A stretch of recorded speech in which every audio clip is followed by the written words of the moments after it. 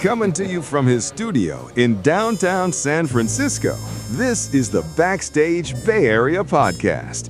And now, here's your host, Steve Roby. Welcome to Backstage Bay Area. Thanks for joining us. I'm Steve Roby. Today's guest has spent more than 2 decades creating some of the Bay Area's most ambitious large-scale jazz works, oratorios, and suites that trace the Port Chicago Mutiny, Harriet Tubman's journey, and the music of the Civil Rights Movement. But for his second performance of the 2025-26 SF Jazz season, bassist, composer, and bandleader Marcus Shelby is turning his attention to a different kind of history. The 11 tracks Miles Davis and his nonet recorded in 1949 and 1950, which Capitol Records later released as Birth of the Cool. On Sunday, May 10th, Marcus and his new orchestra bring that music to SF Jazz's Minor Auditorium. Marcus Shelby joins me now. Welcome to Backstage Bay Area, Marcus. It's nice to have you on the show. Yeah, thank you for having me. Marcus, your music has always been rooted right here in the history of this city, this community, the struggles and the resilience that San Francisco carries. When you sit down to compose, are you writing about this place or are you writing it from inside it? Well, I certainly try to learn as much as I can. If there's a particular thing that I want to express musically, whether it be the natural history of the Bay Area, which we did about a decade ago with a piece called Green and Blues, or Harriet Tubman, or Dr. Martin Luther King and all the sort of events around the country during the Civil Rights Movement. The first step is to learn, to ask questions, to research, to almost, and when you can, I did a piece called Blackball, the Negro Leagues and the Blues. And for that entire process, I was a baseball player, So in many cases, I try to even kind of method act, if you will, kind of become a character so that I get really close to a subject. Sometimes it involves an academic setting. Sometimes it involves travel. It always requires reading. So to answer your question, it really starts with trying to understand the stories, the human characters that are involved, right? Because that's really where the blues happens. The tension and the release, the tragedy and the triumph, the thing that we all carry. And you can't really, and you can express that in many ways, abstractly. You can express it directly, specifically, literally, or all the ways in between. And so for me, that's kind of the starting point. Try to understand the story, try to find where it's important to me and where music can find a way to express that story, whether it deals with the rhythm of a story, the color or the mood, the tension and release of a story, once again, the blues of a story, and certainly time and place. All those things are the things that music is organized around, or at least it can be. And so that's kind of, from an intellectual standpoint, after that, it's really just kind of what comes through you, through you, however you write, however a person may write. And for me, it's in different ways. That's an interesting approach. I like it. Thank you. Most musicians I talk to have a very specific memory of when Miles Davis landed for them, not as a name, but as a sound. What was your first real encounter with Birth of the Cool, and what did it do for you? Oh, wow. I thought you were going to ask me my first encounter of Miles, because I totally remember that. Okay, well, tell me that story. Let's hear that. Well, that was, I kind of came to this a little bit later. A lot of the musicians that I work with now, or even have known for years, they were children playing this music. They were young, So I came to it a little bit later after my basketball career ended after college. So after that, we were talking early 20s is when I first really stepped into the music of Miles Davis. And not knowing anything, I had been playing music, but this is really where I kind of made a complete life shift to music. So Miles Davis was right there at the beginning. We're talking late 80s. And so hearing Miles, it was a lot, it was sound. Everything for me was sound back then. John Coltrane, sound. I mean, because I didn't really understand all the sort of musical language that they were playing, complicated sort of scales and line and chords. But their sounds, I think that's what most of us are attracted to, is the sound. That's why we love Billie Holiday. That's why we love Bob Dylan. Yeah. That's why we love, people who might not have a conventional voice, but they have something in there that's totally unique. Exactly. It has everything that speaks to us.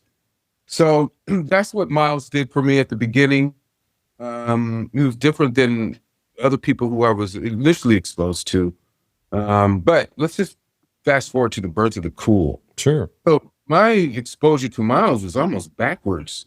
I was like totally into the 1960s, Herbie Hancock, Wayne Shorter, Ron Carter, Tony Williams groups, sort of urgency and that sort of energy that they were producing on a nightly basis with how fast they were playing tunes, how they were reimagining standards, and even the original music had an authenticity that was totally different than everything else around them. And plus, this particular quintet, was, made up of some of the most amazing musicians ever. Right. So, that's kind of where I started, which is, I'm not going to say that's not a flex. That's just kind of what hit me first. And then I worked my way backwards. And it's very interesting because probably the last thing that really spoke to me was Birth of the Cool. After going through all of this music from steaming and working and cooking, and then, from the mid 50s, and all that stuff from the late 50s with Coltrane and Gil Evans, kind of blue, and Cannonball Adderley, and then finally I get to Birth of the Cool, and I know why. It's because I wasn't musically mature yet to really understand that music, to really get into the orchestrations as they were written by people like John Lewis and Jerry Mulligan and Gil Evans. I mean, this was some music that was a little bit ahead of me, early on. Yeah. And so, but what did hit me was the melodies, and the melodies they were just intoxicating and infectious. They just spoke to me. They were beautiful. They were layered. They were, counterpuntal. They were, the way that they were writing, was still in the spirit of blues and swing, but there was this much more detailed and layered melody and harmonic language that was on top of all of that blues and swing. Right. And so I understood the blues and swing because I felt that, but it took me a long time to understand the orchestrations. And, as I understand, this is not something that was a singular recording session. Right. We're talking about, several years of workshopping this music, playing it at different places, like at the Royal Roost. I believe they played it in New York City. There's a live recording of that. And, other musicians in and out of the band. Max Roach was in that band for a minute. It took me a while, but I got the scores. About 25 years ago, I was playing with a great artist here in the Bay Area, Adam Thies. He put together an ensemble, and we played that music a few times. And that's when I started to really get into underneath the hood of the sound that I was hearing and understanding how it was wired. Right. And I didn't know when, but I knew, I'm like, one day I really want to kind of put together a project that not only plays this music, performs this music, like in its authentic instrumentation with the horn and trumpet and tuba, and alto and baritone and trombone and rhythm section, but I also wanted to kind of write with this instrumentation in mind, because it's very specific. It's not just random. I don't think it was random how they put together, even though these were all great musicians and they could have grabbed other playing tenor saxophone or other, other combinations. But the instrumentation itself with the alto, high voice matched with the baritone, this low voice. You got the trumpet and you got the horn, or commonly understood as a French horn, and the sort of interval differences of that. And then you've got trombone and you got tuba. Yeah. And so you got all of these combinations that span very wide intervals, and it allowed you to do different things in the absence, say, of more than one trombone, or the absence of, say, a tenor saxophone. Nothing replaces that, but you can find ways to write for that still, captures that, that sound. Yeah, right. So I was like, yeah, this would be a great, not only to play that music. I don't know if there's any other bodies of work that have that in our repertoire other than, Berkeley Cool recording. But, so we're doing rearrangements. We have this wonderful young trumpet player, Skylar Tang, who came up through the San Francisco Jazz All-Star High School Band and grew up in this community. And she's played in my band over the years when she was in high school. And now she's in college, still a bit older, and she's living in New York. I think she's at the New School.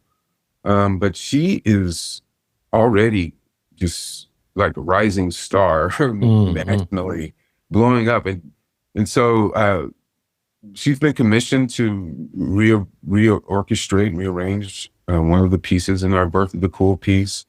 I have an original piece that I wrote for this ensemble. Called, actually, this is a Miles Davis tribute, but the piece that I wrote is called Monk in the City.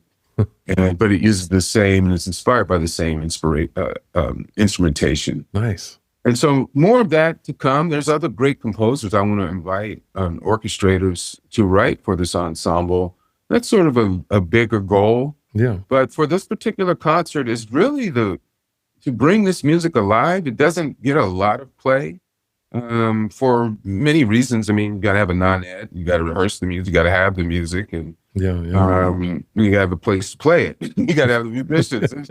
Not like that's a bigger challenge than a lot of other things, but it is a very intentional thing, and so it doesn't get played a lot.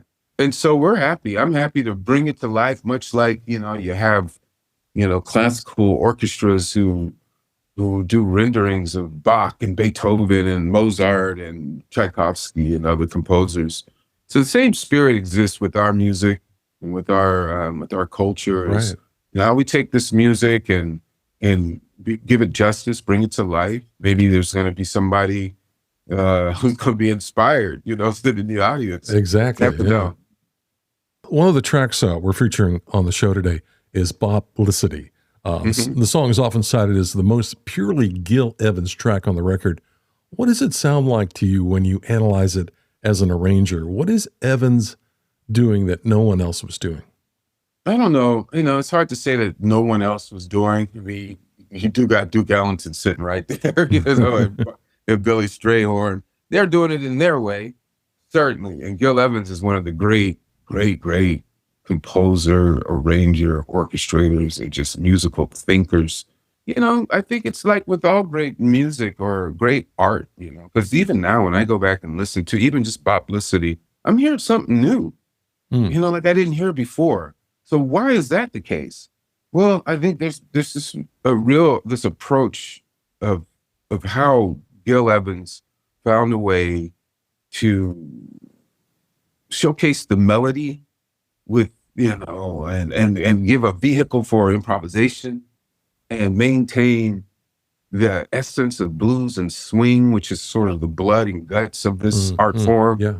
Not the only part of this art form, but it's certainly the blood and guts of it, because that's where it came from. And so the history is there, the forward thinking is there, the harmonic, the sort of interesting harmonic modulations and transitions are there. And again, just the choice of instrumentation that helps really get the sound of the vibrancy of the chords in that piece. Yeah. And so all the pieces are like that.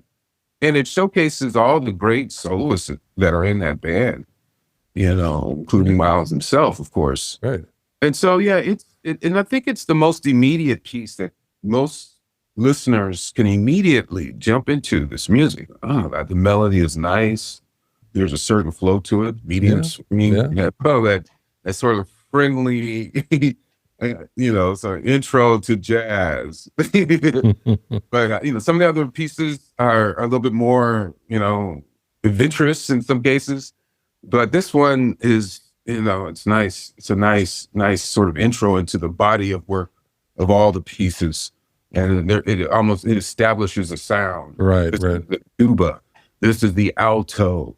This is the trumpet. This is how the French horn or the horn blends with the trombone and the reed, the two reeds. And so it gives you like, okay, this is what I'm going to get. All right.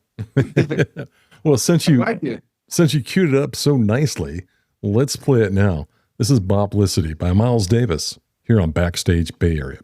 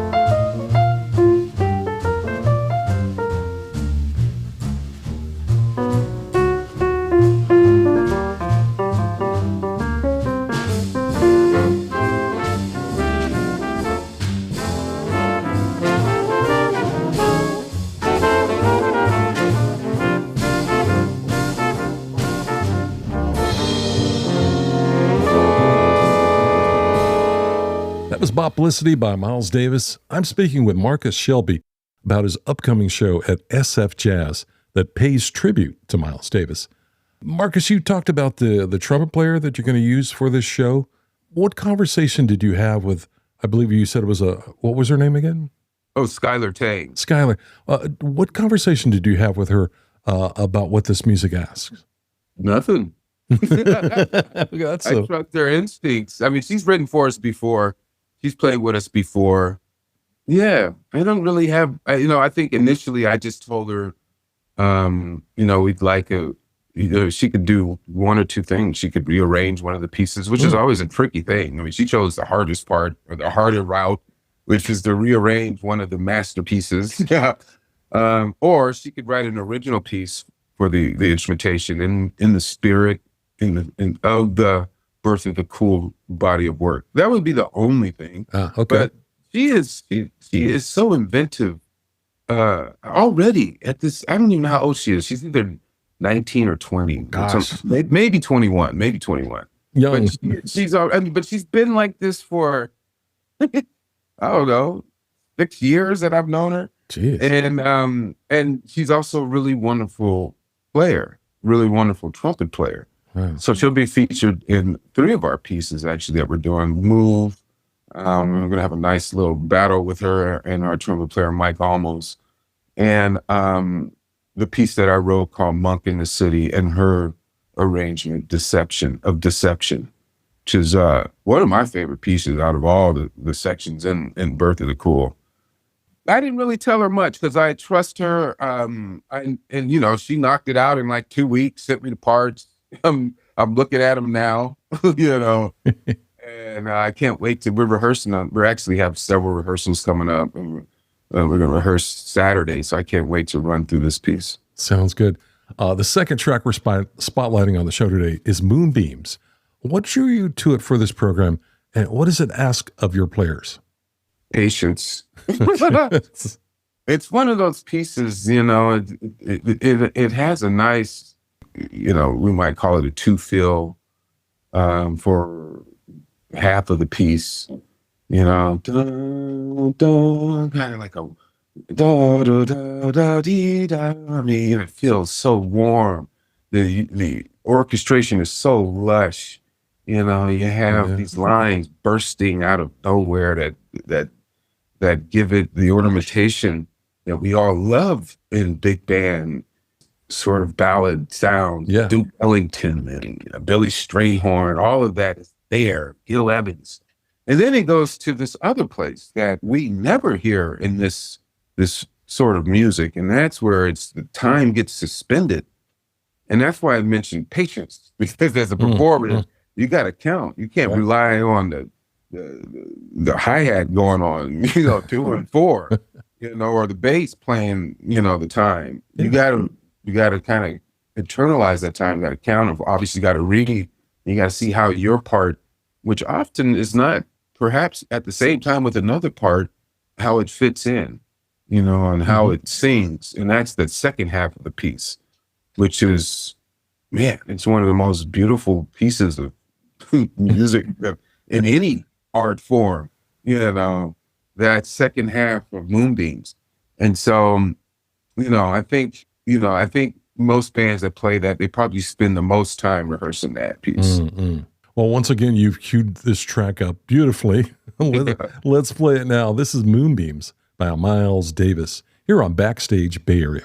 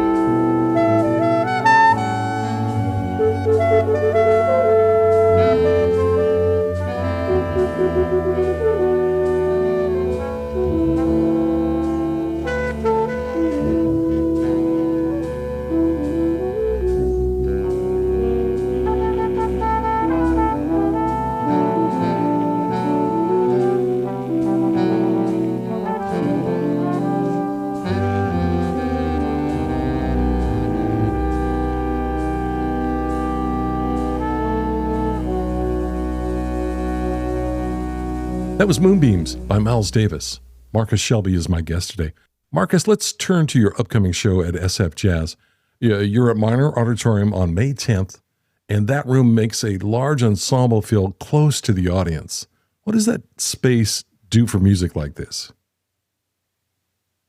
Well, I mean, it's one of the, the way it was designed, the way it was built, they put a lot of thought, a lot of care and science into making it an acoustically superior place. And so, the bands that I have, I've been playing at SF Jazz for many years now. Well, since the building opened and even beyond before that. But in the building itself, and the groups that I bring in there are primarily acoustic groups, no amps and nothing electronic. I'm not against that stuff. I love that stuff. But the bands that I have brought in there have been purely acoustic. So when you play in a place like that, you really appreciate being able to relax and play all the dynamics and how they're naturally written in the music. And we don't even really use monitors. I try. Really? Wow. If we have a vocalist, yes. But I think, there's a way that we can play where we don't have, you want to play loud when the music calls for it. You want to play soft when it calls for it. But the way we set up, we all can hear each other. And it's kind of it's not maybe your typical big band setup, but we can hear each other. When you play at a place like SF Jazz, that's sort of the highest level. It's like playing at Oracle Park if you're a baseball player. Hey, for someone who has lived with the Birth of Cool record, who knows every note, what will this performance give them that the original recording can't? Well, in all of this music, you not only have the written music, in the written music, there's many ways to interpret music.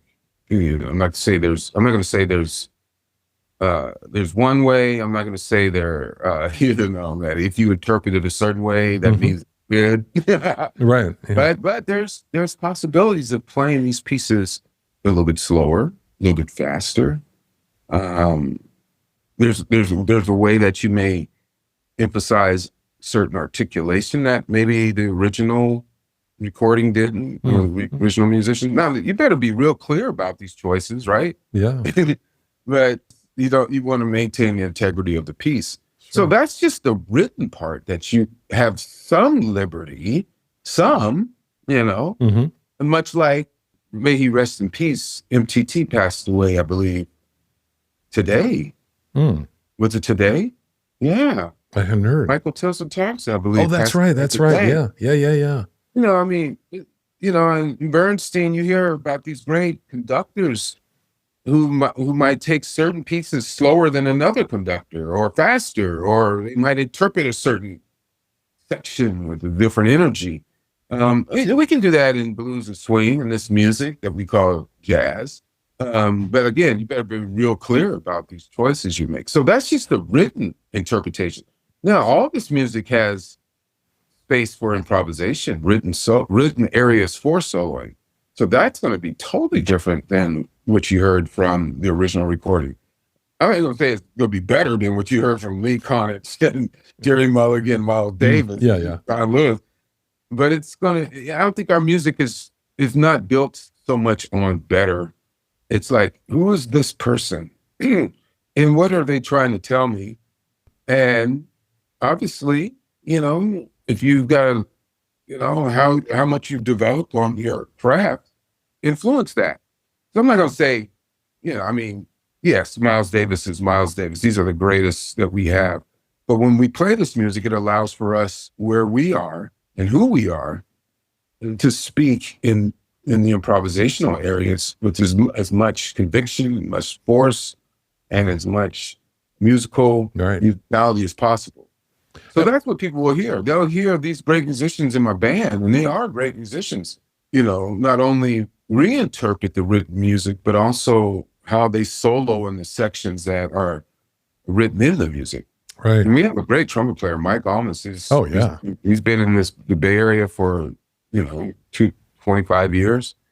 He also gets an opportunity to play with a lot of touring bands. And so he's been playing with me for that entire time period, off and on.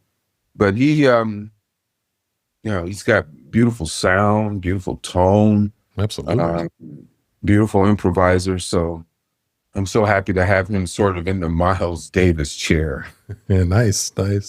Well, let me remind our listeners that Marcus Shelby performs Miles at 100 Birth of the Cool Revisited with the Marcus Shelby New Orchestra on Sunday, May 10th at SF Jazz's Minor Auditorium in beautiful San Francisco. Tickets and full details are available at sfjazz.org. For more about Marcus and his work, visit marcusshelby.com. All of these links will be in the podcast show notes. And before I let you go, Marcus, beyond May 10th, the show at SF Jazz, you're running Healdsburg Jazz in residence with Yerba Buena Gardens Festival. There's always more in motion. What are you working toward right now? As you mentioned, I am the artistic director at Healdsburg Jazz, and this is my 6th year. And that's a full-time gig, and I really love that position. To work with a great community up there, great executive director and office manager, and just wonderful partners that we work with in the city of Healdsburg, from churches to restaurants, hotels, the city itself, wineries. That's a big part of our venues. And so, we have 2 festivals. We have an education, we have a whole education program that happens throughout the school year. Work with the wonderful artist Stella Heath, who's our education coordinator, in developing programming for schools in the Healdsburg Unified District and also Sonoma County at large. We take in programs like, we have a whole Harlem of the West presentation. We teach about how this music, particularly Black music, came to the West Coast in San Francisco during World War II, and how all these artists, from Ella Fitzgerald to Miles Davis himself, he came here, John Coltrane and Nat King Cole, and how they fraternized and played with, made community with people that were already here, like John Handy.